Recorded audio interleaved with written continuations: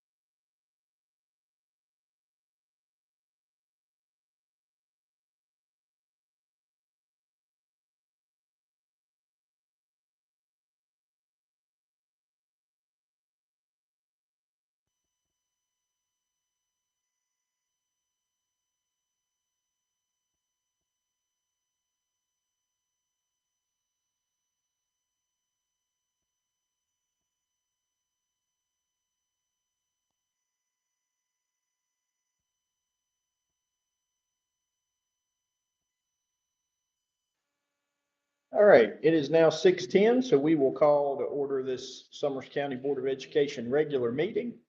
Let the minutes reflect that all 5 board members are still present. One left. I'm going to ask Mrs. Harvey if she would to lead us in the Pledge of Allegiance.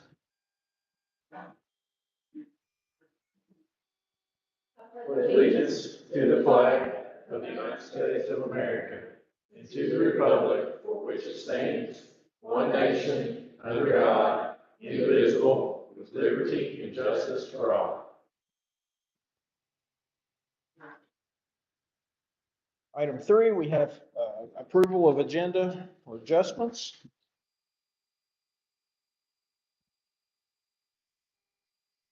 Motion that we pull Archie Rogers' poll out to be paid separately in the bills. Second.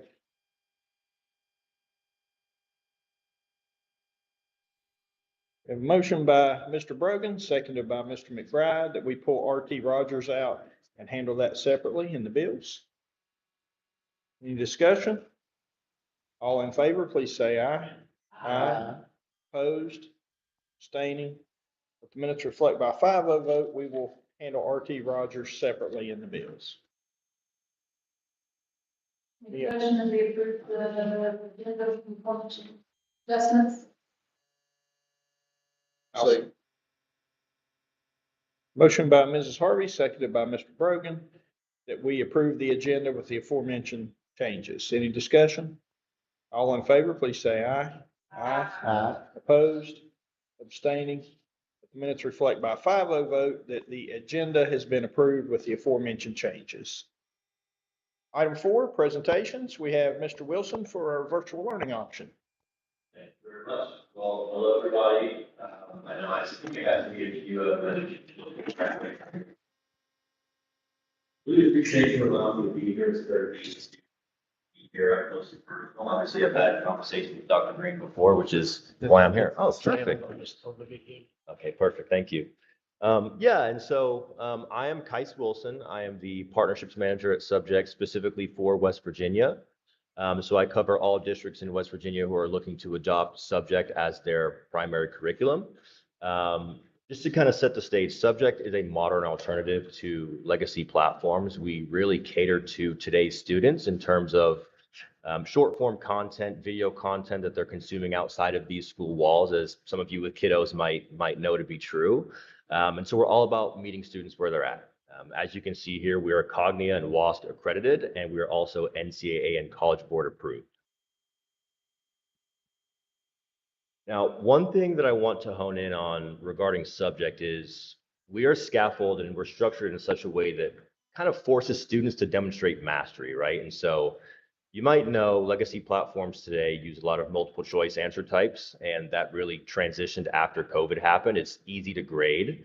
The flip side of that is very easy to cheat, of course. I'm not saying your students, commit academic dishonesty, but of course, students can find easy ways to do that through the use of AI and that sort of thing.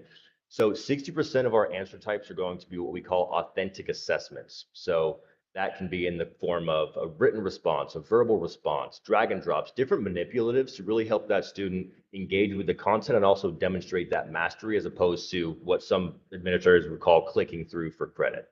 And you'll kind of see that play out as I go through the presentation as well. Now, we are in our 6th school year as a company.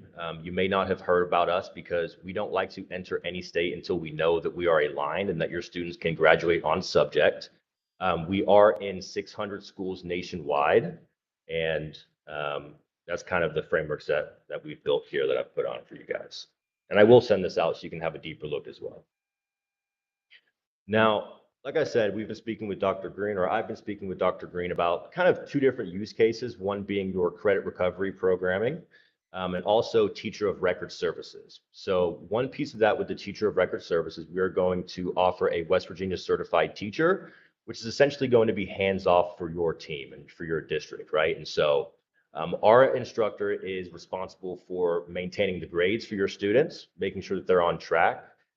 Even the MTSS piece of that. So, when students are falling behind, we have real data and actionable insights in the platform with our proprietary AI that's in-house that really I guess, identify student struggles and where they're needing support before they actually become a big issue, right? So we're all about being proactive as opposed to reactive. And some of the features in the platform can kind of show you that with the process or with the, with the Spark Teacher Assistant, which is a proprietary AI that essentially looks at all of the data from the student. It knows where they're struggling, where their weak points are, and it can essentially give that teacher a support system, a support lesson plan to help that student get back on track. And of course, students with 504 IEP plans, we really want to make sure that every student has an equitable education. And so we have lots of accommodations built into the platform for those students. So you might see other platforms, you might have different colors, dyslexia-friendly font. We take it a step further with adjusting the amount of multiple choice questions or answer types that the student has available to them, as well as fully adjustable Lexile levels. So if I'm a student in the 10th grade, but I'm reading at a 7th grade reading level, you can adjust the entire curriculum at a course level, at an individual student level for that specific student. You can have them locked into that new reading level where their current Lexile level is, or you can have them adjust it. So if they might not understand something, they can adjust at their own pace. And we will be kind of a partner in that sense as well. So if we have a 504 IEP plan, we will attend those meetings and create a structured, personalized plan for that student. And now this kind of falls back into that MTSS piece that I was talking about earlier.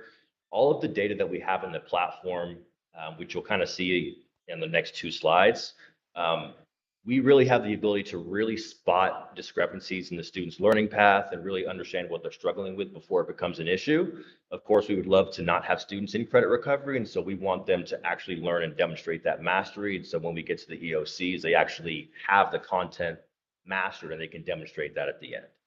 And also, I didn't mention it earlier, but our certified teacher of record will have that two-way communication as well as learning labs. So let's say you might be a student that's struggling in a specific course with a specific topic.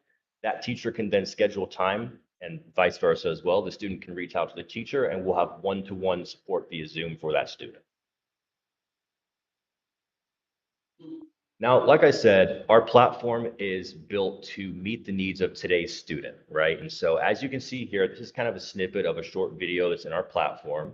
All of the videos that are in our lessons are between 3 and 9 minutes. We really want to keep it short for the student that stays engaged with it. But we've taken that a step further with both localized and personalized learning. So personalized learning is going to be, think if I'm a student who's interested in football or soccer or basketball, whatever it may be, the student can actually select their interests that they have outside of school, and throughout their lesson in the platform, it will reference that. So they'll have different references, maybe for kinematic equations, it'll talk about, or let's say physics for that matter, you know, if I'm kicking a football or something like that, it'll reference how physics plays into kicking a football to help them better understand. And in this case with localized learning, I'm sure you might understand, but we know that, you know, students really connect and they want to connect with their community and their culture and what they're seeing outside of the school walls. And so this is just an example for what a student would see, one of the personalized videos for West Virginia. And in this case, it's not a playable video, but it's actually a road to Tutors runs. And I know that, you know, the closest Tutors is about 30 minutes from here, but just a little way for the student to really interact with, you know, like I said, their community and what's around them, just a different way to keep them engaged. And that's really what our platform is about, is it's about keeping students engaged and reducing that academic dishonesty.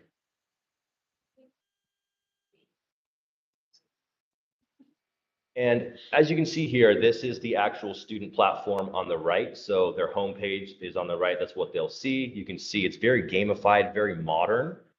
Good afternoon, Lexi, and then all the different videos and lesson plans that they can jump into are right there. They'll have a to-do list.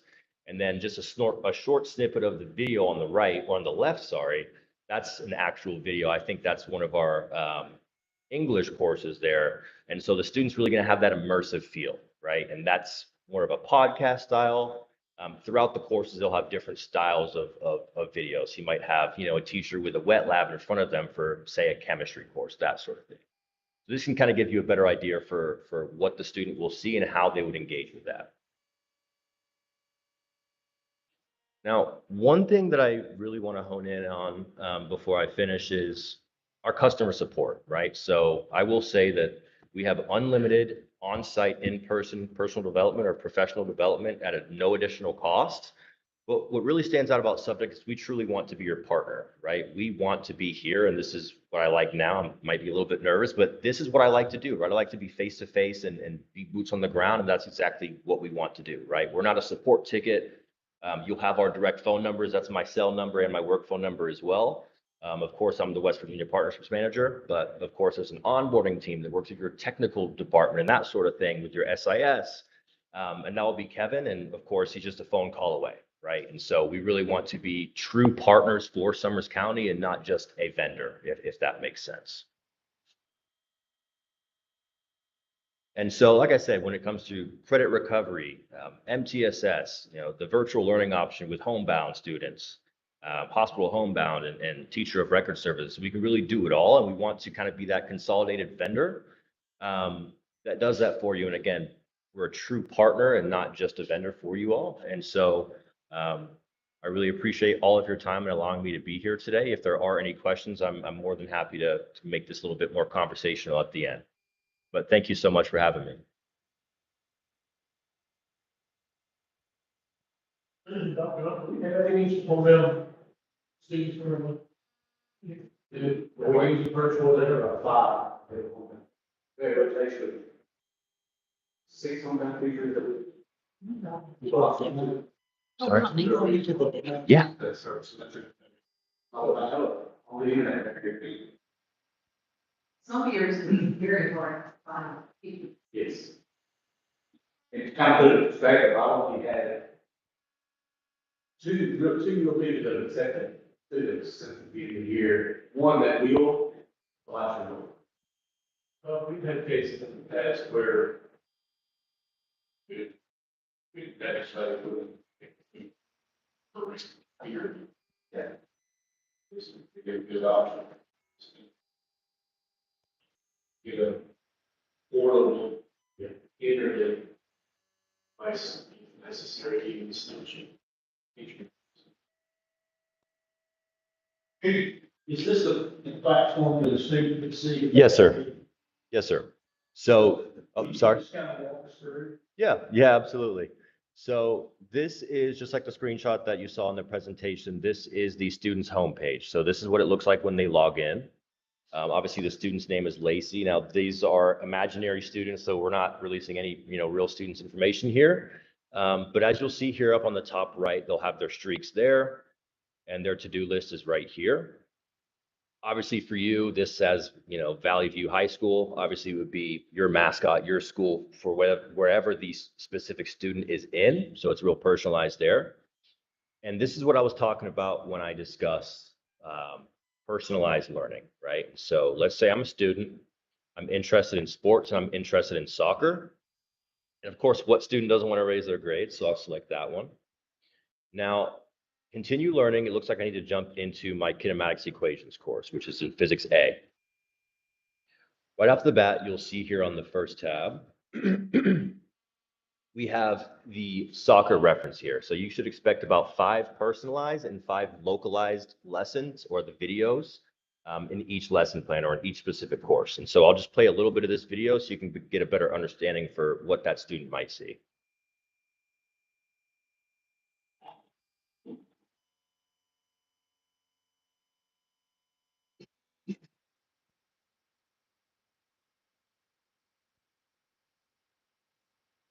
Now, if I jump down to just for this check for understanding, this is where I want to highlight the West Virginia localized learning. And now I can actually play the video so you guys don't just have a static picture.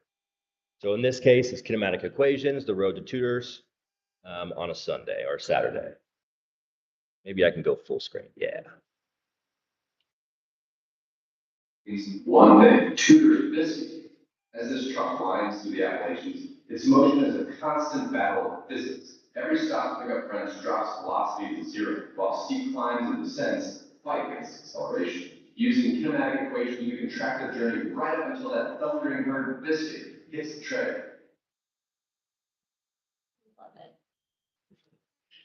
So that is the localized piece. Now, if I jump into a specific course, let's just say it's chemistry, right? If I jump in here, like I said, all of the courses will follow a very similar scaffold and structure to help the student really kind of, I guess you would say, I don't know what the word I'm looking for, but so they keep their structure, right? They know what they're getting into, right? And so they will always have some sort of graphic. Maybe it's, you know, different equations or different formulas for that, or vocabulary, that sort of thing. It'll be right here. And then we'll jump into our first video. Now, like I said, all the videos are between 3 and 9 minutes. This one is actually 2 minutes and 26 seconds, but I'll play a short little snippet of this so you can get a better understanding for what an actual course in the platform would look like.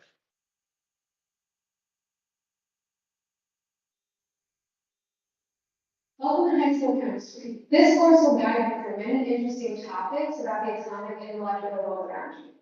The first thing we're going to talk about is why do we even care about chemistry in the first place? How can chemistry identify and solve a problem? Water is something that we all need to stay alive and be healthy. Take a moment to think about how your life would be different. So you'll see here they had the transcripts on the bottom. And they also have the captions here, which can be translated into Spanish. But you'll also see on the right here, we have a few different things for the students. So the first thing is going to be our guided notes. So as a student is going through the video, they can actually take the guided notes.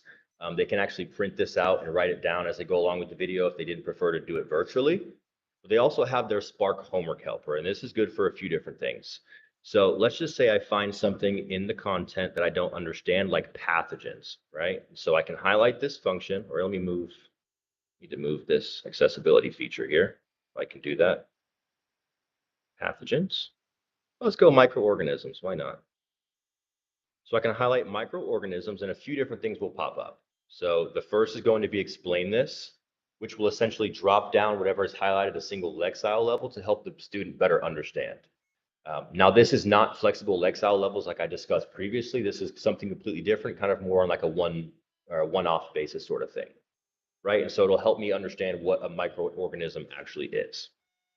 And from here, I can use our Spark homework helper, which again is our proprietary AI. It's closed source. It doesn't know anything about, you know, football game scores or how to cook a chicken pot pie or anything like that. It's only trained on our content, our curriculum, where the student is at in the platform, right? And so a student can kind of use this 24/7 to get help.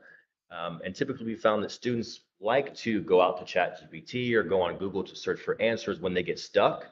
And so this is a 24/7 way for them to get unstuck. Now, I will say I did not mention this in our presentation earlier, but between the hours of 8 a.m. and 8 p.m., that student will have access to a certified teacher as well on the platform as a tutor, right? And so they can have access to a real human or the Spark homework helper. We found that students like to speak to Spark homework helper about 70% of the time, which is pretty funny. Any questions on that piece? They start a course, drop it, step out of it, do something else, and back to where they left. Yeah, so they will have multiple enrollments, obviously, that they'll be set up in at the beginning of the year. Based on their to-do list and based on the pacing that the school sets for them, they'll kind of be guided on the student side. So over here, they'll be guided on their to-do list. Oh, let me go back. They'll be guided to kind of start off where they picked up, right? So to do, maybe today I have to do 2 lessons for US history, and then I might have to go to financial literacy and so on and so forth. So it'll keep them structured and on track based on where you pace them as a district, which is all flexible on the educator portal as well. So after that initial video, they'll always have a check for understanding, which is not graded. It's just kind of like a, you know, just to better understand where the student is at, make sure that they're engaged with the content. And then we'll go into our assignment types. Now, I know previously I said we are 60% authentic assignment, and that is kind of referenced in our assignment types. So we have A1, it's kind of small, I can't even see it, but we have A1, A2, and A3 assignments. So A1 assignments are typically going to be multiple choice, as you can see here. And that highlighter functionality does exist in the question or the assignment types as well. I go back here. And then if I go to maybe like an A3 assignment, this is going to be a combination of the authentic assessments, like drag and drops, different manipulatives, even a wet lab inside the platform, and also multiple choice. So we'll combine the two. And you can see in this case, it's actually a file input. Now, while I'm on chemistry specifically, I'd like to show you the wet lab.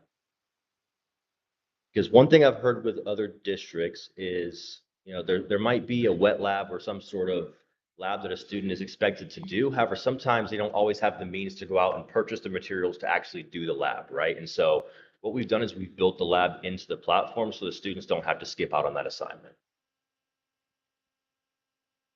Any questions on that piece before I jump over to the educator portal?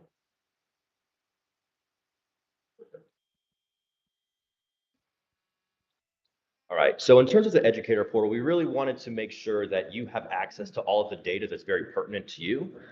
So we have students who are active today here, students who are making 3% progress, which is based on your pacing that you set at the beginning of the year, and then students who are scoring 60% or above.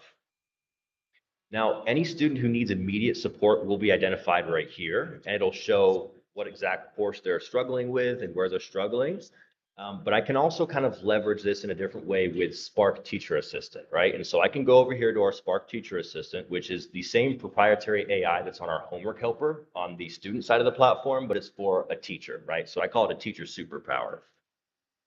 And so I can see maybe I have a student who is struggling with Algebra A, right? I've identified that on the student portal. I can say, hey, can you give me some resources for Algebra A?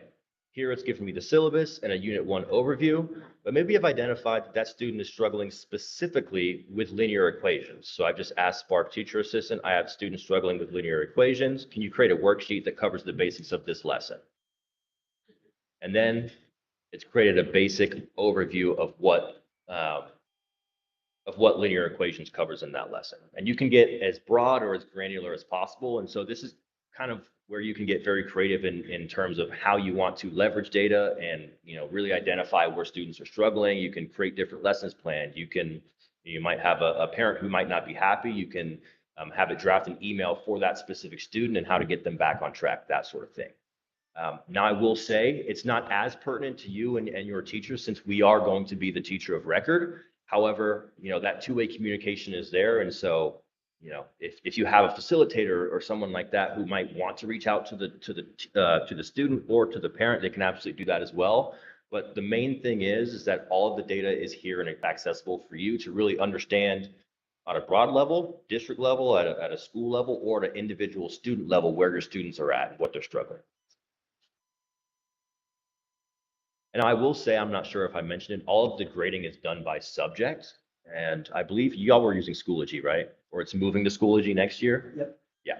So we integrate directly with Schoology. It's native integration. It takes just a few days to set up, but we pass grades back every night, right? And so I know someone in the district is spending a lot of time to grade those and put them all into the system. We do all of that for you and we update it every night. So we really want to make it as streamlined and as easy as possible for you to really just take care of the students, which is obviously, why all of us are in education, right? To take care of students and make sure that they're doing well. Responsibility. Make sure each course match with standards. Is that us? This is really good. So we have done a lot of that on our end, or we've done most of that on our end. So like I said in the beginning, we don't want to work in any state where we know we're not aligned. And that's, again, probably why you haven't heard of us yet. Part of the onboarding process is providing you with all of our courses and of course the West Virginia courses that align with those. In the platform, you'll have the actual standard on the course level so you can see that and you can kind of map that one-to-one. Obviously, there might be different naming conventions and that sort of thing, but you'll be able to see the exact standards and mapping. Now, of course, I'm not a super curriculum person. We have a whole dedicated curriculum team that's absolutely fantastic. We can definitely set up a virtual meeting or something of the sort to kind of, go over what that looks like. And we also have all the documentation to show that as well. So it wouldn't be solely on you. You mentioned where a teacher can do it on progress. Yes. So you can see when the students log in. How many times they log in, Yep. So you can see how long they are. Yep, minutes on the platform, and those are going to be active minutes. Right. So no, They're not just open logging in, setting and like that. that's right. So is that normally done by a facilitator in the school district, or is that done by someone? How's that handled? You know, I would say it's very bespoke, right? It's really how you would like to do it. Our certified teachers are, again, going to handle pretty much everything from start to finish. Of course, if you have facilitators who would want to be kind of a part of that process, they can absolutely do so, right? And so everyone in the district, even if they don't have students in the platform, so all the schools, every single teacher will have access to the platform for the content and things of that nature, and Spark Teacher Assistant to create different lessons plans. But it's really however you would like to do it. I just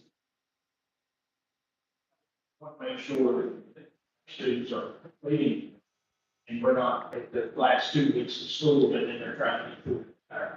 Yeah, absolutely. I just don't want to fall through the cracks. And then, is there a parent? Would the parents just have the child? So that's actually a question we get a lot. Right now, there is not a parent portal. We found that parents don't really log into the parent portal. However, they will have access to Schoology, right? And so we're going to sync everything up to Schoology at 12 a.m. every night.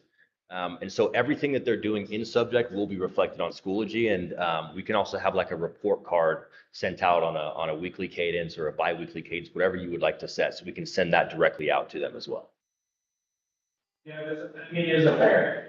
Yep. If my child were in one of these classes, midway through that semester, I would want to know, has he completed half of that? Oh, yeah, course? sure. If he only Sure. quarter of the way through, or if he finished 3/4. Sure. Yeah, absolutely. So I guess you can have that data on like a weekly cadence with that progress report, but also part of that teacher of record service is our teacher of record is going to handle the communication with the parent as well, right? And so if that student is struggling or they're falling behind even slightly, obviously it's a case by case basis, but if we need to reach out to the parent via phone call or email, we will do that as well. And so your student wouldn't be that far behind that late into the school year without you knowing about it and without obviously us being on top of it. I think this thinking every day. So it's different. Safe. Yeah. Do you all normally do like a orientation for students? Oh, what? I'm sorry? Orientation for students that are going to this platform? Yes. So it's actually funny. We're actually working on Subject University. So we'll have videos in the platform that'll kind of brief them on how to use everything. It's a very modern, intuitive platform, so we find that it doesn't take too long. However, we found that a lot of districts after the on-site development day with the administrators and facilitators, those who will be using the platform, they almost kind of like to do like a little session kind of like this with the students and kind of gamifying it and showing them what they can and cannot do in the platform and that sort of thing. But we can be a part of that process as well of kind of doing an orientation.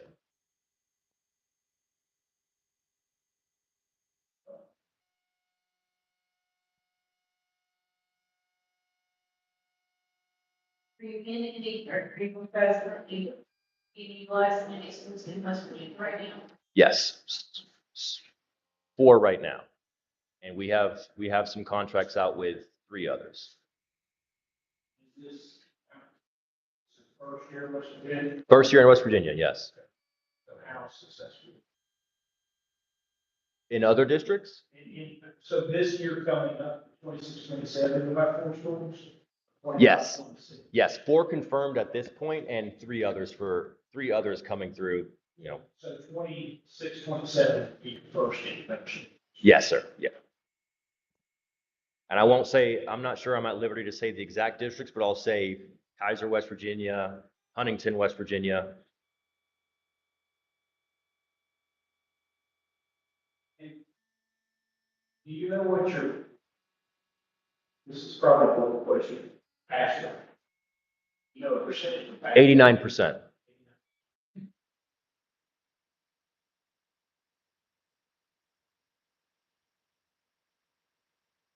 I believe we have some data on the website.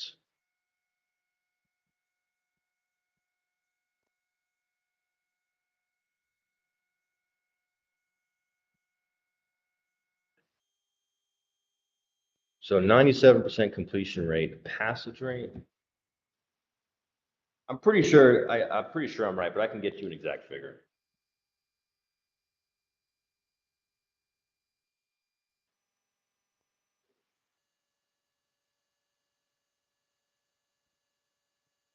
Thank you for being here. Appreciate your presentation. Thank you very much. Thank you.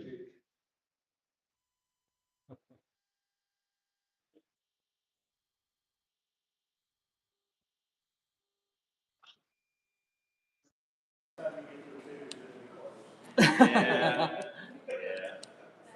See if I can reach one tomorrow. Actually, one in the airport you flew into.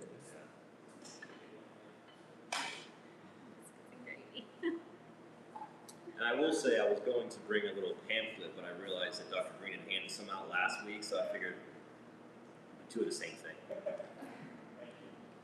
Well,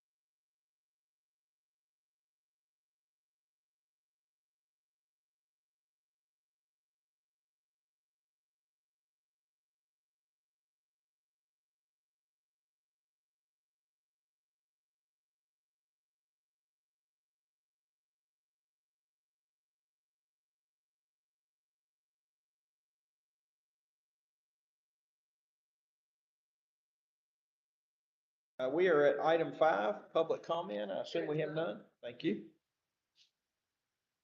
Item 6, approval of minutes. We have the superintendent's recommendation to approve no minutes. They'll be on the 6/29 or 6/9 of 26 agenda. So we will take no action on approval of minutes. Item 7, approval of bills. We'll handle RT Rogers first. You have a statement you'd like to make, Mr. I Brogan? have to excuse both R.T. Rogers, he's a conflict of interest with my company. All right, the first bill we have before us is for RT Rogers. Pardon me? So, Kenny shared earlier offline that he is no longer a conflict of interest with Second Sound. They're no longer a customer, they're all competing in the same space. Okay. Sorry. And so, first one we have again is RT Rogers. Thank you, though. Mrs. Great. I make Do you have a a motion? motion that we pay RT Rogers. Second. We have a motion by Mrs. Farley, seconded by Mr. McBride, that we pay the bill for RT Rogers. Any discussion? All in favor, please say aye. Aye. Opposed, abstaining. Let the minutes reflect by a 4-0 vote with Mr. Brogan recusing himself due to a conflict of interest that the bill for R.T. Rogers has been approved for payment. Good catch, Ms. Crook. It's my problem. All right, we have the remainder of the bills before us. Second.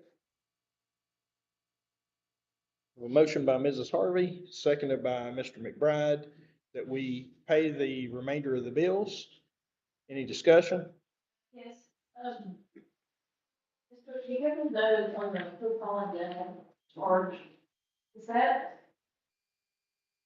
funded or refunded through IDEA or some other? So that is, rural health grant. And what that is, football and general funds, and they are for elementary schools. Right. So they come in for our elementary school, we will have to actually, we pay that, and we draw in those funds, and then we get reimbursed. It's actually a $7,500 grant, so we will pay football and general to $71.43, and the remainder is us for indirect costs.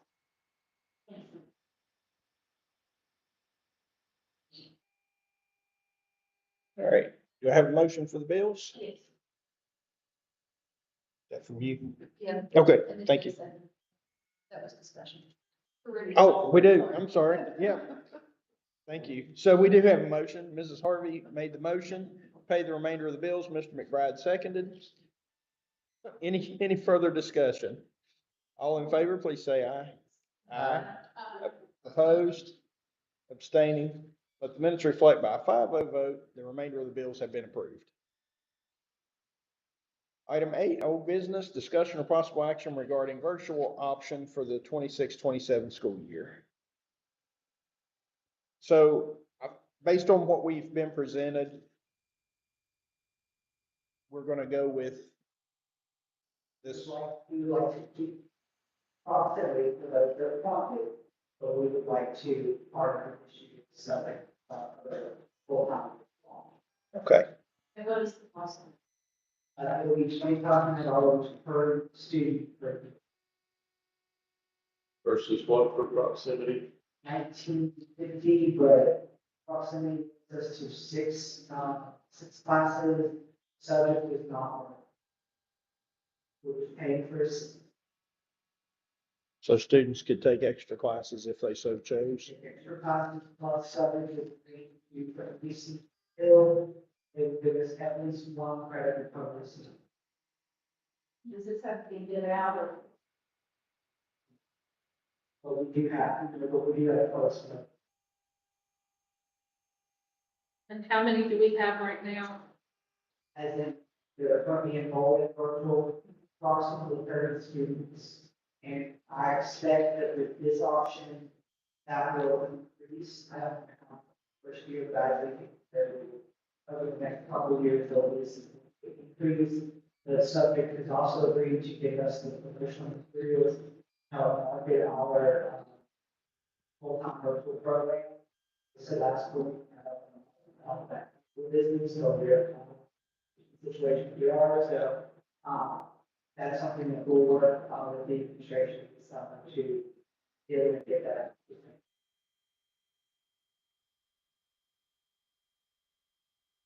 So, Dr. Knott, is that your recommendation? It is my recommendation. I will say it also provides better special education experience for our students who are virtual or online. Thanks. I'll make a motion to accept the superintendent's recommendation to use subject as our primary virtual option. Second.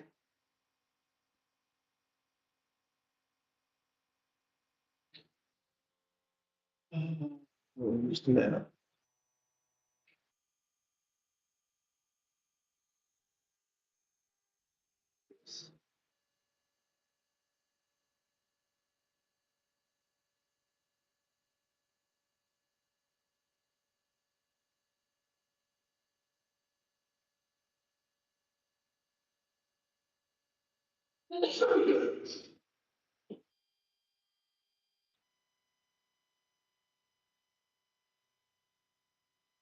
Sorry, I'm looking something up here.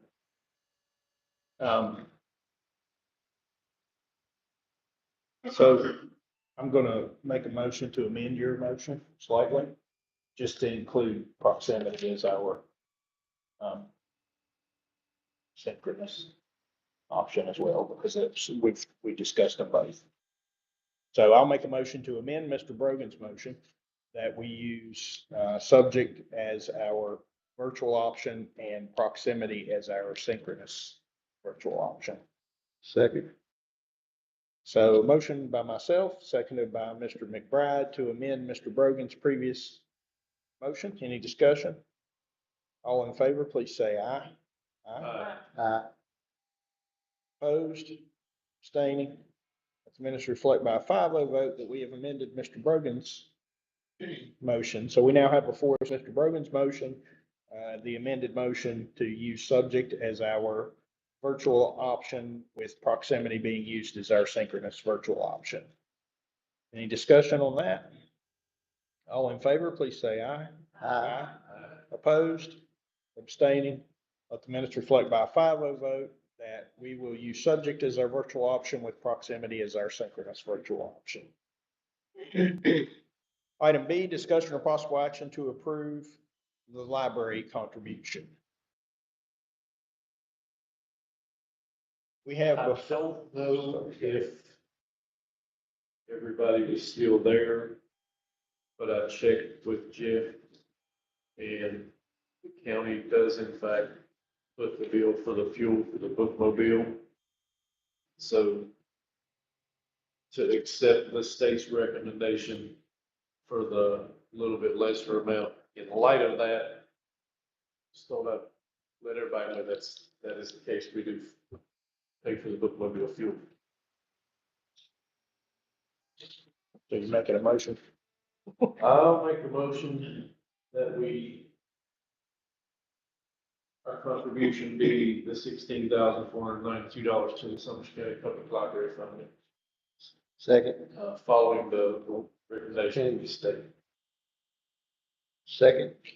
Motion by Mr. Brogan, seconded by Mr. McBride, that we approve the library contribution of $16,492 based on the amount recommended by the State Department. Any discussion? All in favor, please say aye. Aye. Opposed, abstaining. Let the minutes reflect by a 5-0 vote, the library, Summers County Public Library contribution has been approved at $16,492. Item C, discussion or possible action to approve central office relocation. I know we talked at our last meeting a little bit about having a work session, and after the meeting, I thought a little more about it, went and talked to Dr. Knott, and because only 2 board members hadn't seen the walkthrough or weren't involved in the original walkthrough, we decided to postpone our work session and try to get the 2 board members to come down and look at it. Unfortunately, the 2 board members were not able to get scheduled time together to come down and look at that. I also want to say that when we had this discussion at our last meeting, there was some information shared about buildings that are not used any longer by the county, and those being offered to charter schools. That bill did not pass. Dr. Knott informed me after she did some research that bill did not pass. So that's not something that we have to worry about or consider at this point. If we decide to move forward with moving the central office and then at some point disposing of that property or dispensing of that property to someone else. So with that, I'll open the floor for any discussion on the central office relocation. I'll just add real quickly that I'm in the process of having a conversation with Mayor Scott, see what the city's ideas are for this property right here on the corner. If we could maybe end up with that for additional parking. That has gone nowhere as of yet, but I'm working on it. I had reached out to Dr. Knott today about, any of the, if they had received any quotes back about, the updates or, renovations that we had requested as far as the bathroom or changes that had to be done to the old board office, or I guess now the entryway too, and I don't know. But is that what this is? This is for this is what Dr. cleared up, but this is for the doors, fire rated doors that have to be put into the annex if students stay in the annex. There was also the, fire alarm notification system had to be updated, but that would have to be updated back. Right. And that was already. This one's kind of. So that's what that is. We do not have a quote for renovating the bathroom at the old board office. We never got that. All right. And this is for the. And just note this quote is from January 16th, so I'm sure it's changed by now. We will have to. Yeah. Frank will love me a lot, but you'll have to call back. This is the renovations that would have to be done for students to be able to remain in the annex building. Is that correct? According to a fire marshal report, the doors are not correct doors. I have had concerns brought to me about having, well, if I should even.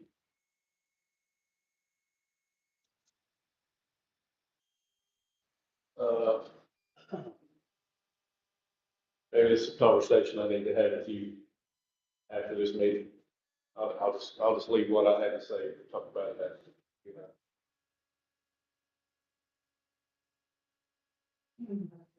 Session. Yeah, we could do that. We could do executive session. I don't have it in front of me, but how to go into executive session. to Does that discuss it. fall under one of the categories? Yeah,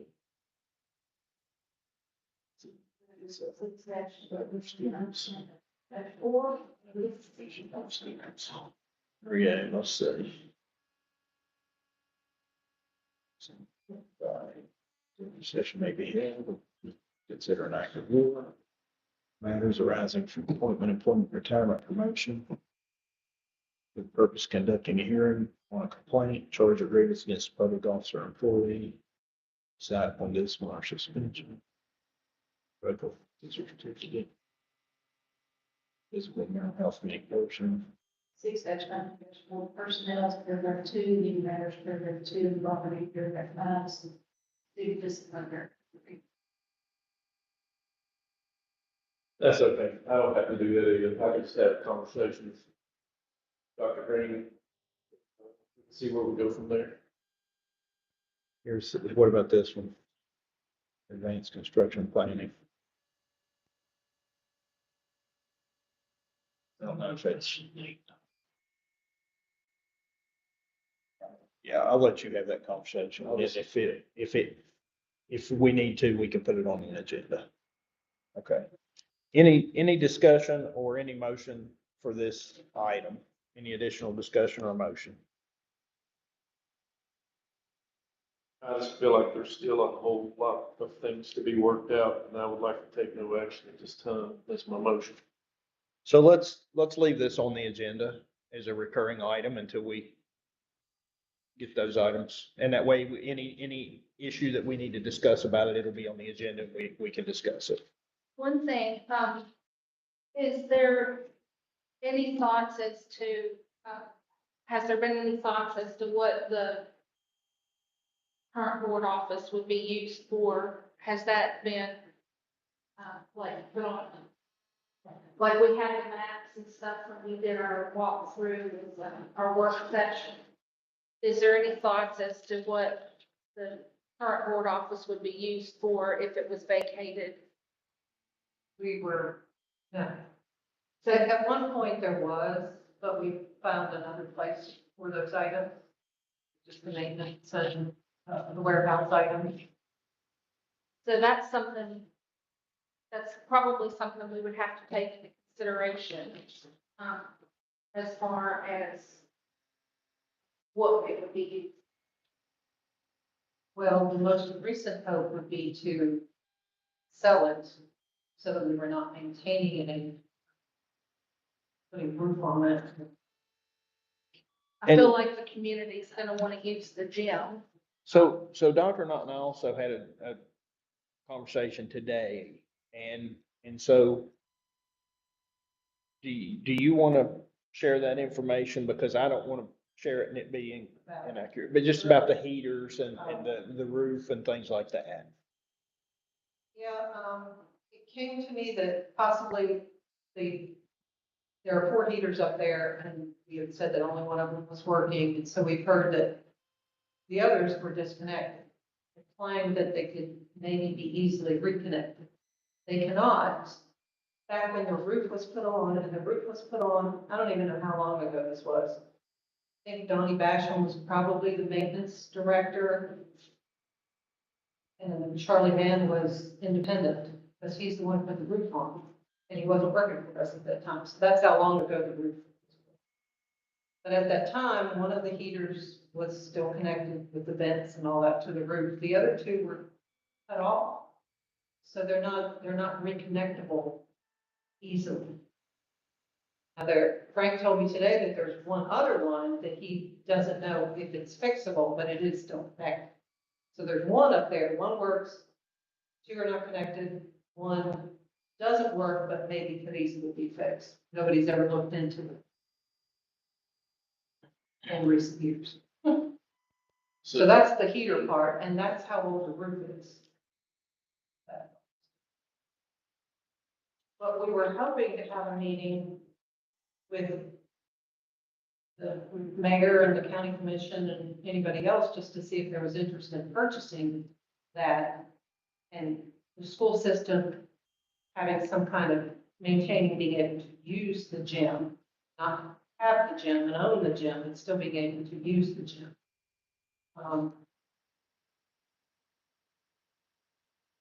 Have you been contacted by anybody wanting to tour the building to see? Nobody has contacted me. Okay, I'll follow up on that too.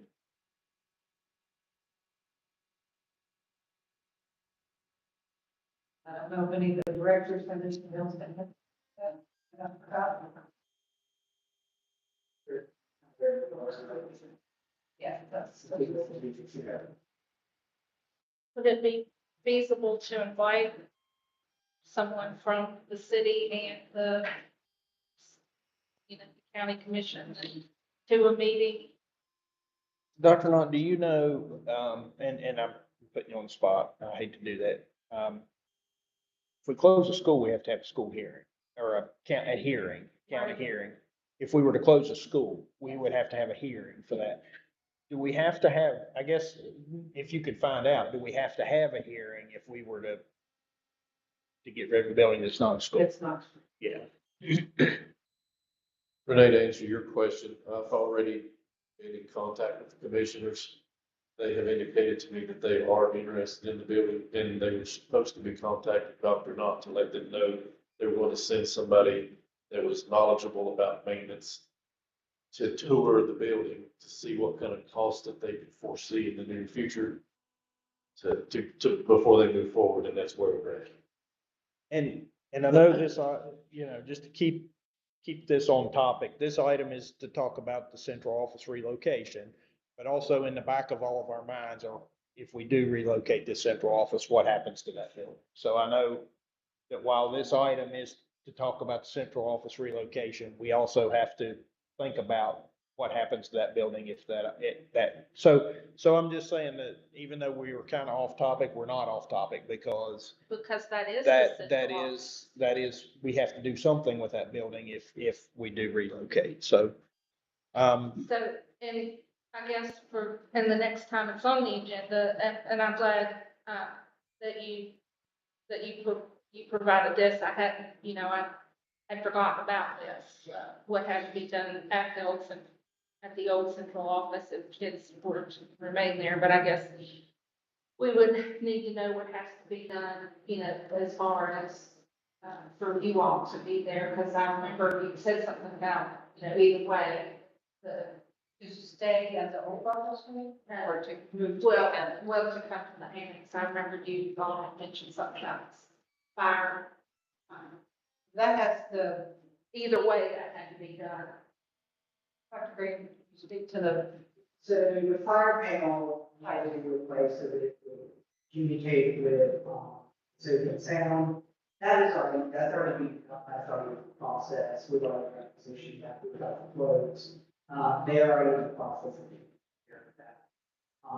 So that part, whether we move there, that has to be done. And that's it. So that's, to bring that up to code then, that had to be done either way. Yes. and that is if adults move in there and it's used for board office again, that's the only thing.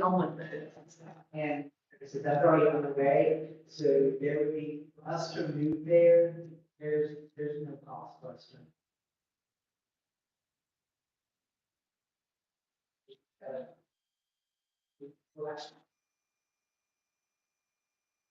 All right, any other discussion?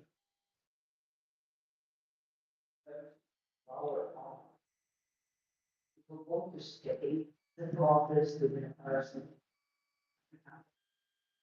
Have to address, there's really no heating. Maintenance warehouse section, which especially during the summer, also a good pressure situation. And then it causes it to rain, in people's offices, causes the building itself is quite damp in the warm months. The paper starts crumbling up and it comes into a kind of situation like that. We still cannot fit everybody in the city office, so we are kind of a team divided across town. That's becoming a major problem for us. We're really, we'll say the problem goes to back, and person, that there's really no room to let have private meetings and the individuals meet, we kind of have those supply, at this point. So if we are going to stay there, then the board needs to consider it's going to take them the truly operational center. And it's going to be a large. Thank you. Item 9, new business, approved purchases over 25,000. We have none. Item B, discussion possible action to approve Bluefield State University MOU.